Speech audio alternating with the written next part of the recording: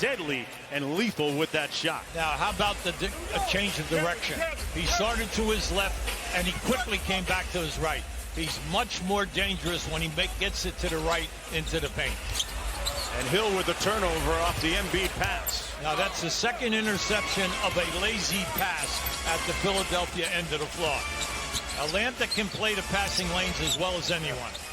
A Nate McMillan coach team is always going to play very good defense. Young with another floater. Well, let's call it a pass to Capella. He's got 6. From where we're sitting, it looked like that was going in, and Capella was over the top of the rim. Just to make sure. Yeah, oh, yeah, okay. Harris off the Embiid screen over to Curry. He's guarded by Bogdanovic. Embiid isolated on the wing. They load up and help. And they get the stop. Capella up court to Collins. I see they immediately came over on the double team on the baseline. Young off the screen.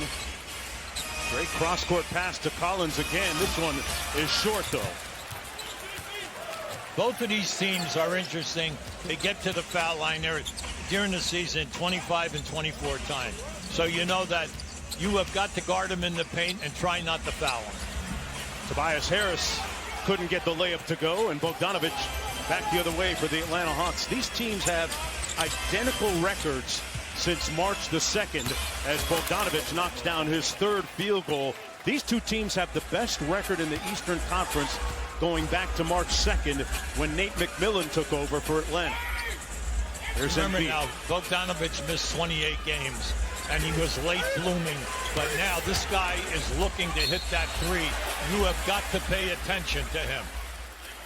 His confidence growing as Embiid will go to the free throw line for 2 more free throws. In this league, we have plenty of guys who have a floater. But this guy going at his quickness at 6'1", see where that came from? That came from the hip. And then right now, you're going to rotate your 7-footer on me. I'm going to get it off quick. He has quick hands, quick feet, and great confidence going to the rim. It's amazing, Hubie. You look at some of the analytics, and the numbers show that nobody has made more floaters than him this year in the NBA. And another interesting number that I saw was that nobody had more assists off of drives than Trae Young this year. So he's a very willing passer, too. Well, I think you got to say this. We've been saying this a couple times early now. He averaged over 9 assists in the league during the season. He's averaged over 9 against the Knicks. Now, if you went around and asked people who's got the 2nd leading amount of assists here in the regular season, I don't think a lot of people would say Trae Young, because they think that, see, Nate has done such a wonderful coaching job with him. He's made him shore up the turnovers and make the correct play. Here he goes from deep, and on cue, Trae Young with a 3-ball. Lisa has more. Yeah, Mark. Well, as you know, Doc Rivers holds the Atlanta Hawks record for the most assists, and he was asked about Trae Young. Back out to Curry. A little long 2 off the dribble. Impressive. Seth Curry with 4. Look, he's had a solid year. He's an excellent shooter behind the line, has the mid-range stop and jump shot. Young, let's go again, and hits nothing but cord. Look, this guy is now 5 for 7, 2 for 4 in the threes. Now you had to say, what are they going to do now with him? Are they going to change defenders? Are they going to trap him outside? Interesting question. Yeah, time to maybe reevaluate the plan a little bit. He has scored the last 7 points in a row, Hubie, for the Hawks. Well, you're going to say that. This young guy is off to a blazing start. This is the 2nd series. See how easily he's by? Well, the rotator is late. And then, as you can see, he stops on a dime. And then distance not a factor. The 3 is up and in. Trae Young getting hot. Well, he's showing you his full game right there. See, the rotator is slow getting there. See, this is a special. See how quickly he stops, and that floater is going to... Now, you take a step back. I'm going to take my jumper, whether I'm inside the three-point line or behind the line. He's off to a blazing start, but he's playing with such incredible confidence. Right now, he's 5 for 7 from the floor, 2 for 4 in the 3 ball, and then also making assists already. 5 assists already. We're in the first quarter. Yeah, responsible for a lot of points. for the Hawks so far. He scored their last 8 in a row. I just want to say, Philly's got to get themselves together offensively. You say, what's the problem?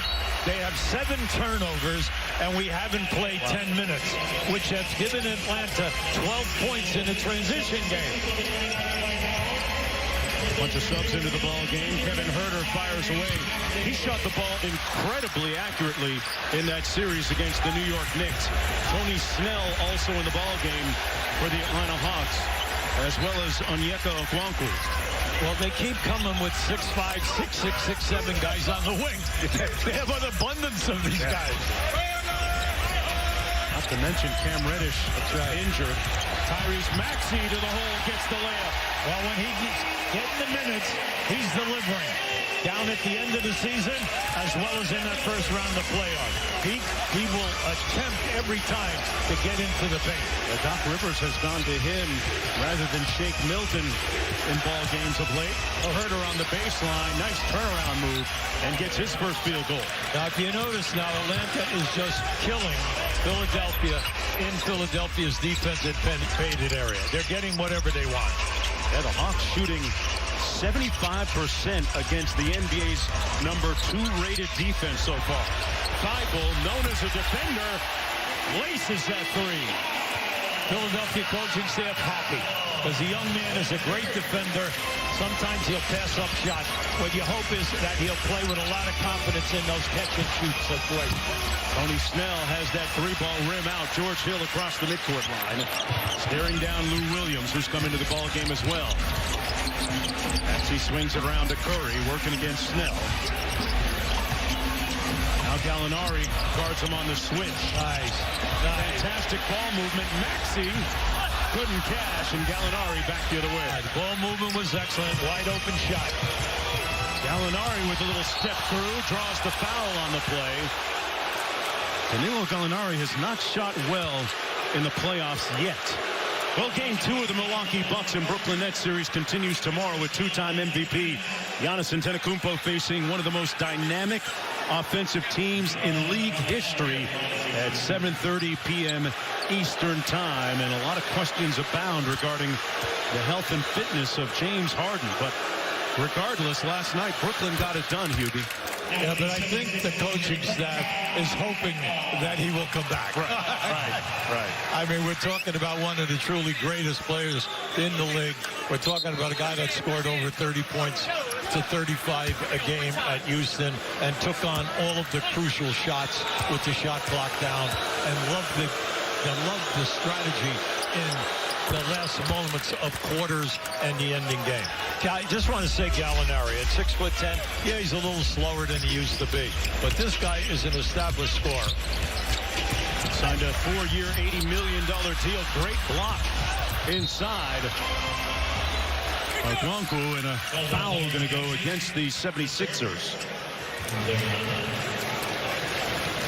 And that's going to put the Hawks on the free throw line. Danilo Gallinari, as I mentioned a moment ago, signed a 4-year, $80 million deal during free agency in the offseason. Averaged 9.4 points and 3.2 rebounds in that series against the Knicks. And, you know, despite their success in that first round, Gallinari still hasn't even come close to fulfilling his promise as a shooter in the playoffs, Hubie. Well, we know that age is a factor. He's like a half a step slower than when he first came over as a young player with the Knicks. But we all know, though, that he's dangerous because he's very streaky. You can't foul him. He's a great foul shooter. There's about a 7-second difference between the shot and game clock. George Hill on the dribble. Looks baseline and throws it away. Tried to find Korkmaz with 11.5 to go. That was the 8th turnover, Hubie, for Philadelphia. That's what we say. That's incredible. You're trying to stay under 12 or 13 at playoff time. 15, you're a little upset as a coach. Lou Williams from mid-range, which is pretty much automatic. Second unit, when Williams and Gallinari come in the game, you've got instant heat here for Atlanta, especially down the stretch. Well, Nate McMillan has his team playing terrific basketball here in the first quarter of play with 2.4 to go. They can get off a quick one here. Atlanta shooting 67%. Pardon me, 72% in the first quarter here. Williams, Herter against Maxey. Got it off in time, a little bit strong.